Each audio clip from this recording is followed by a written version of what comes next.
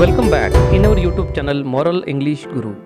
In this video we are going to learn brainstorming activity part 3rd from the poem The Inchcape Rock by Robert Southey.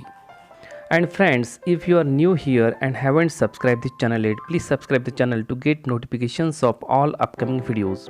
Syllabus of 12th English up to 2.2 and syllabus of 10th English up to 2.3 is available in the form of videos on this channel. So please do watch Moral English Guru. Question number A6 मधलं पहिलं, expand the ideas on your on on the following topics. या ठिकाणी आपल्याला काही topics दिलेले आहेत, जसं pride goes before a fall, म्हणजे आपला जो गर्व असतो तो बिफोर अ फॉल तो चालला जातो, म्हणजे जोपर्यंत आपला पाडाव होत नाही, जोपर्यंत आपल्याला काही नुकसान होत नाही तोपर्यंत तो जात नाही, अशा प्रकारचा त्याचा अर्थ आहे. या ठिकाणी आपल्याला ABCD अशा 4 आयडियाज दिलेल्या आहेत. त्या आयडियाचा आपल्याला एक्सपान्शन करायचं आहे, म्हणजे कल्पनेचा विस्तार. पहिलं, pride goes before a fall. It is not right to be proud of what we possess or have. म्हणजे आपण आपल्याकडे जे काही आहे त्याचा आपल्याला गर्व नसायला पाहिजे. If we have skills we should try to develop our skills or skill based professions with humble wish to serve humanity. जर आपल्याकडे काही स्किल्स असेल तर आपण त्या कौशल्याला वाढवण्याचा प्रयत्न केला पाहिजे, किंवा त्या कौशल्याचा ज्या व्यवसायांमध्ये वापर होतो त्या व्यवसायाला आपण वाढवलं पाहिजे. परंतु हे कसं, हंबल, म्हणजे आपल्यामध्ये नम्रता असली पाहिजे आणि मानवतेला, मानवजातीला आपण सर्व केलं पाहिजे. मानव प्रजातीची सेवा आपल्या हातून त्या कौशल्याच्या माध्यमातून झाली पाहिजे. If we are excessively proud of what we have or own it is certain that we are going to fall. आणि जर आपण एक्सेसिव्हली प्राऊड असेल, आपल्याला फारच अभिमान वाटत असेल, गर्व वाटत असेल आपल्याकडे जे काही आहे त्याचा, तर याचा स्पष्ट अर्थ असा होतो की आपला पाडाव, आपला फॉल कुठेतरी होणार आहे. But our pride does not go till we fall. आणि एक गोष्ट अशी पण असते की जे लोक गर्विष्ठ असतात त्यांचा गर्व हा जोपर्यंत ते पडत नाही, त्यांचा पाडाव होत नाही, त्यांचं नुकसान होत नाही, तोपर्यंत त्यांचा गर्वही जात नाही. एक उदाहरण या ठिकाणी सांगितलेलं आहे. A deer was very proud of his horns and he was ashamed of his lean legs. एका हरिणाला त्याच्या शिंगांबद्दल फार गर्व असतो आणि त्याच्या सडपातळ पायांबद्दल त्याला लाज वाटते. One day deer was in a danger and was running away from the danger then he realise importance of his lean legs. आणि एके दिवशी काय झालं की एका तो संकटात सापडला आणि तो फार जोरात धावत होता. त्यावेळेला त्याला समजलं की माझे पायच हे माझ्यासाठी चांगले आहे. In the end, his horns unfortunately caused to trap him and brought death for him. आणि दुर्दैवानं असं झालं की त्याच्या सिंगांमुळे काय झालं की तो एका ठिकाणी झाडाझुडपांमध्ये अडकला आणि त्याच्यातच त्याचा मृत्यू झाला. म्हणजेच त्याला त्याच्या पायांची किंमत केव्हा कळली, जेव्हा तो संकटात होता, जेव्हा संकट त्याच्या समोर होतं, म्हणजे जेव्हा त्याचा फॉल होणार होता. म्हणजेच आपल्याला आपला प्राईड केव्हा जातो, before a fall. This example tells us that our pride goes before a fall, but it does not go till there is any serious situation like falling. म्हणजे जोपर्यंत एखादी सिरियस सिच्युएशन आपल्यासमोर येत नाही तोपर्यंत आपला गर्व जात नाही किंवा आपल्या गर्वाचं हरण होत नाही. When everything is evanescent, we were born bare hands and we will die bare hands, then why to boast? ज्या वेळेला आपल्याला हे माहीत आहे की आपण रिकाम्या हातानं या जगामध्ये आलो आणि रिकाम्या हातानंच या जगामधून जाणार आहोत, तर गर्व कशाचा करायचा. To be proud is foolish and to be humble is wise. जर आपण गर्विष्ठ असू तर आपण मूर्ख आहोत, आणि जर आपण हंबल असू, नम्र असू, तर आपण शहाणे आहोत. We have to behave like trees. आपल्याला ट्रीजप्रमाणे बिहेव केलं पाहिजे, झाडांप्रमाणे बिहेव केलं पाहिजे, कारण they give everything to others what they have without any pride or boast. त्यांच्याकडे कुठलाही प्राईड किंवा बोस्ट नसतं. इफ यू हॅव प्राईड, जर तुम्हाला गर्व असेल की you are going to fall definitely, तर लक्षात ठेवा की तुमचा पाडाव हा कधी ना कधी नक्कीच होईल. But we don't realise danger in pride so far. परंतु जोपर्यंत तुमचा पाडाव होत नाही तोपर्यंत तुम्हाला ते डेंजर किंवा तो धोका तुम्हाला लक्षात येत नाही, कारण तुम्ही त्या गर्वामध्येच राहता. दुसरी आयडिया आहे B. Time and tide wait for none. वेळ आणि टाईड म्हणजे समुद्राची लाट कोणासाठी थांबत नाही. The proverb time and tide wait for none illustrates the significance of time. या आयडियामधून आपल्याला वेळेचं महत्त्व लक्षात येते. We may take time for granted but it keeps slipping away. आपल्याकडे भरपूर वेळ असतो, आपल्याला वाटते की आपल्याकडे भरपूर वेळ आहे, परंतु वेळ हा कधीच आपला नसतो. प्रत्येक क्षण हा स्लिपिंग अवे होत असतो, आपल्या हातून निष्ठत असतो. Younger or old, rich or poor, it does not discriminate.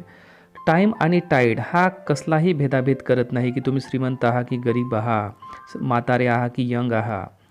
It does not wait for anyone like tide too. आणि ज्याप्रमाणे वेळ असतो त्याचप्रमाणे टाईडसुद्धा कुणासाठी थांबत नाही, मग तुम्ही कोणीही असा. तिसरी idea, man proposes God disposes is a proverb that tells us about supremacy of God or who the ultimate master is. जगामध्ये जर सुप्रीम कोणी असेल तर तो गॉड आहे. Man itches out various plans but even the best laid plans fail. मानव हा वेगवेगळे प्लॅन्स ईच करत असतो, ठरवत असतो, परंतु त्याचे ते सर्व प्लॅन्स जरी बेस्ट असले तरी ते फेल होतात. One thing is certain that there is a certain time and place for everything. एक गोष्ट मात्र नक्की की प्रत्येक गोष्टीला एक वेळ असते किंवा एक विशिष्ट ठिकाण असतं. Man wants to carry out certain things but very few ends in success. मनुष्याला वाटतं की बरेचसे कामं करावे आणि आपण यशस्वी व्हावं, पण त्या कामांपैकी फारच थोडे कामं यशस्वी होतात. Everything is not in the hand of man. प्रत्येक गोष्ट ही माणसाच्या हातात नसते. दिस इज द अल्टिमेट ट्रूथ. आणि हेच खरं आहे, सत्य आहे. God or destiny or circumstances finalise the task. Hence it is sed man proposes God dispossess. जरी मनुष्य हा सर्व काही करत असेल परंतु सर्वच त्याच्या हातामध्ये नसते. कधी देवाच्या हाती, कधी नशिबाच्या हाती, तर कधी परिस्थिती प्रत्येक गोष्टीला फायनलाइज करत असते. आणि म्हणूनच असं आपण म्हणू शकतो, man proposes and God disposes. मानव करतो एक आणि होते दुसरंच. म्हणजे देवाला जे करायचं असते, जे घडून आणायचं असते तेच घडते. प्रत्येक गोष्ट ही मानवाच्या हातात नसते. D, look before you leap. Look before you leap means we must think carefully or wisely before doing everything, because most of the time in anger we do wrong which makes us feel guilty. प्रत्येक गोष्ट करताना आपण सुरुवातीला अतिशय शांत डोक्याने विचार केला पाहिजे आणि काळजीपूर्वक प्रत्येक गोष्ट केली पाहिजे. कधीकधी असं होतं की रागाच्या भरामध्ये आपण बऱ्याच चुका करतो आणि नंतर आपल्याला फार गिल्टी फील होतं. If you don't do something carefully it may cause harm or it may be dangerous for us. जर आपण एखादी गोष्ट केअरफुली करत नसू तर त्या गोष्टी आपल्यासाठी डेंजरस असू शकतात किंवा त्यामुळे आपलं बरंचसं नुकसानही होऊ शकतं. So look before you leap means म्हणजे उडी मारायची आहे तर इकडे तिकडे बघा, म्हणजे तुमचं नुकसान होणार नाही. म्हणजेच काय तर प्रत्येक गोष्ट करताना तुम्ही काळजी घ्या. It means be careful while doing everything. प्रत्येक गोष्ट करताना आपण केअरफुल असलं पाहिजे, काळजी घेतली पाहिजे. क्वेश्चन नंबर A6 मधला सेकंड. The poem begins. कवितेची सुरुवात होते without either sign or sound of their shock the waves flowed over the Inchcape rock या लाईन्सने. आणि कविता एंड होते with till the vessel strikes with a shivering rock या लाईन्सने. On the basis of these lines explain the change in mood of the poem. तर या कवितेमध्ये वेगवेगळे मूड्स आपल्याला दिसून येतील. तर कशा प्रकारे मूड्स चेंज होत आहेत, वेगवेगळे मूड्स या कवितेमध्ये कशा प्रकारे येत आहेत किंवा कोणते मूड्स या कवितेमध्ये आलेले आहेत ते आपल्याला या ठिकाणी एक्सप्लेन करायचं आहे. The beginning lines of poem illustrate the काम अँड क्वाईट सी. सुरुवातीच्या लाईन्समधून आपल्याला समुद्र हा अत्यंत शांत असल्याचं दिसून येईल. Wind is motionless. विंडसुद्धा म्हणजे वारासुद्धा मोशनलेस आहे, कुठली त्याच्यामध्ये हालचाल नाही, अशा प्रकारची परिस्थिती आपल्याला दिसून येते. We see a bell with a buoy on the Inchcape Rock. आणि त्यामध्ये आपल्याला बेल आणि त्याला एक लागून असलेला बॉय तो इंचकेप रॉकवर आहे हे आपल्याला त्या लाईन्समधून दिसून येईल. Beginning lines show the pleasant scene in the sea. सुरुवातीच्या लाईन्समधून या कवितेमध्ये एक प्लीझंट सीन म्हणजे मनाला प्रसन्नता देणारा एक सीन आहे तो दिसून येतो. We find mariners placing to abbot of Aberbrothok. आणि आपल्याला हेही दिसून येतं की मरीनर्स जे त्या इंचकेप रॉक जवळून जात आहेत ते ॲबट ऑफ ॲबरब्रथॉकला ब्लेसिंग करत आहेत, थँक्स करत आहेत. अशा प्रकारचा सुद्धा सीन आपल्याला दिसून येतो. In the next few lines we observe Sir Ralph the Rover who is wicked person. त्यानंतरच्या लाईन्समध्ये आपल्याला राफ द रोवर हा विकेड पर्सन आहे तो दिसून येतो. आणि his jealousy for the abbot of Aberbrothok in jealousy roar cut the buoy of bell. आणि या जेलसीमध्ये तो बॉय ऑफ बेल कट करतो आणि ते बेल ड्राऊन होते, बुडून जाते, सिंक होते. म्हणजे या लाईन्समधून आपल्याला सुरुवातीला प्रसन्नता, त्यानंतर ईर्ष्या किंवा हेवा, मत्सर वाटणे, तर अशा प्रकारचे मूड्स आपल्याला चेंज होताना दिसतात. त्याही पुढे जाऊन काही विविध मूड्स आपल्याला दिसतील. In the last lines we see dangerous scene as the wind is blowing fiercely. आणि शेवटच्या लाईन्समध्ये आपल्याला असं दिसेल की विंड हे फारच फायर्सली म्हणजे फारच मोठ्याने जोऱ्याने वाहताना आपल्याला दिसून येतं. Waves are on its peak आणि वेव्ज ह्या प्रचंड मोठ्या प्रमाणात समुद्रामध्ये उंच होताना दिसतात, लाटा येत आहेत, अशा प्रकारची परिस्थिती आहे. And Ralph the Rover is punished for his crime of cutting the buoy of bell as his ship strikes to the Inchcape rock and sinks into the ocean. आणि शेवटच्या लाईन्समध्ये आपल्याला हे दिसून येतं की जो राल्फ द रोवर आहे तो विकेड पर्सन आहे, वाईट वृत्तीचा माणूस आहे. त्याने बरेचसे जहाज लुटलेले आहे आणि त्याला शिक्षा मिळते. त्याचं स्वतःचंच जहाज त्याच्या चुकीमुळेच इंचकेप रॉकला स्ट्राईक होतं आणि त्यामध्ये पाणी घुसल्यानंतर ते जहाज सिंक होतं, बुडून जातं. In this way different moods are express in this lines. Happiness, jealousy, cunningness, fear, death all are express in above lines.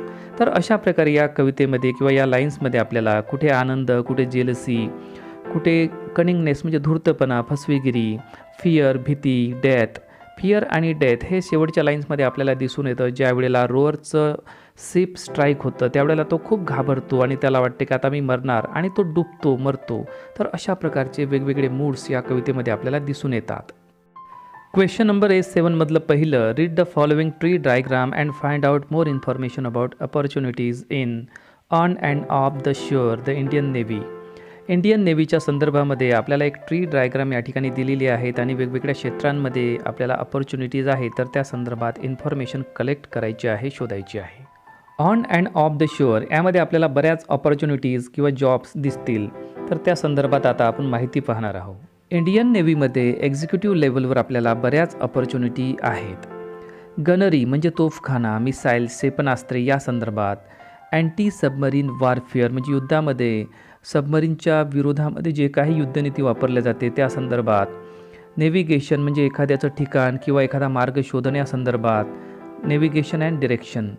Aviation म्हणजे विमान उड्डाण. सबमरीन हायड्रोग्राफी म्हणजे सबमरीन आणि त्या संदर्भात हायड्रोग्राफी म्हणजे समुद्रामध्ये जे काही जीवजंतू असतात किंवा प्राणी असतात त्या संदर्भात.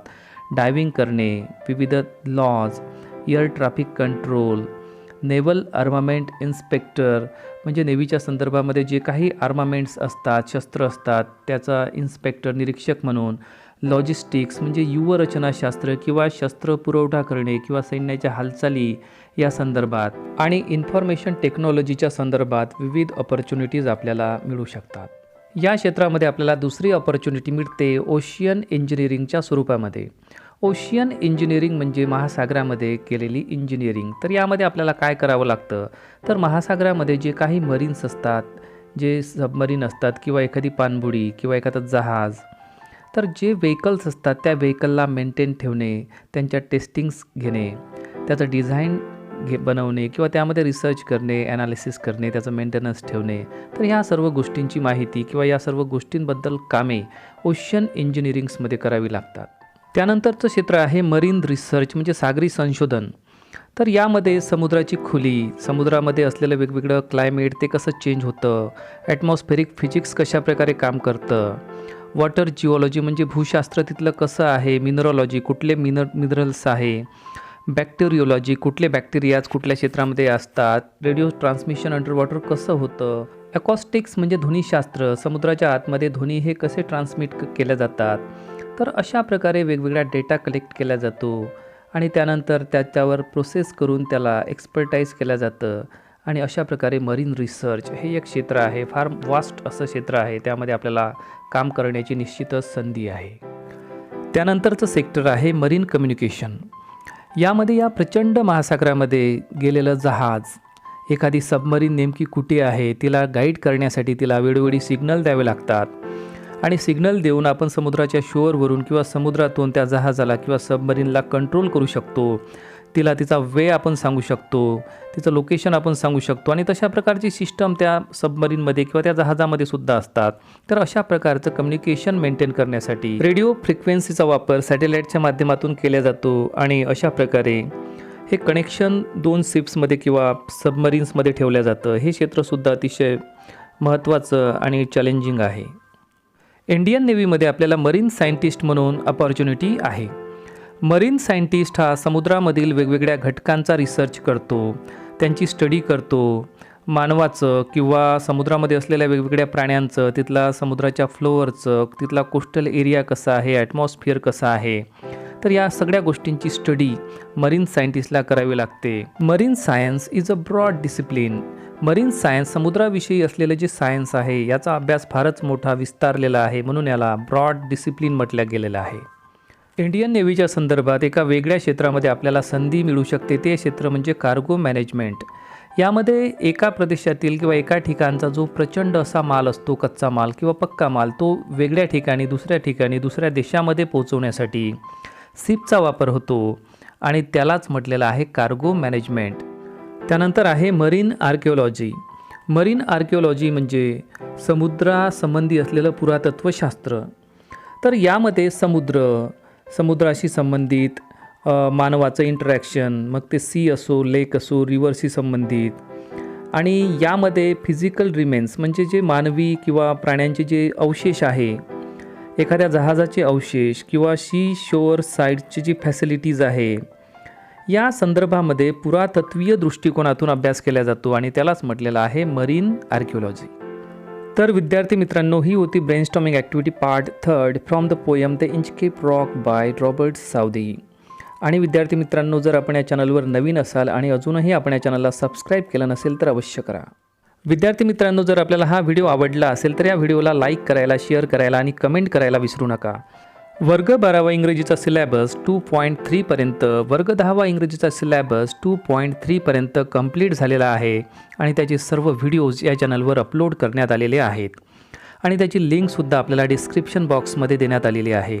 Thanks a lot for watching moral English Guru. Thank you.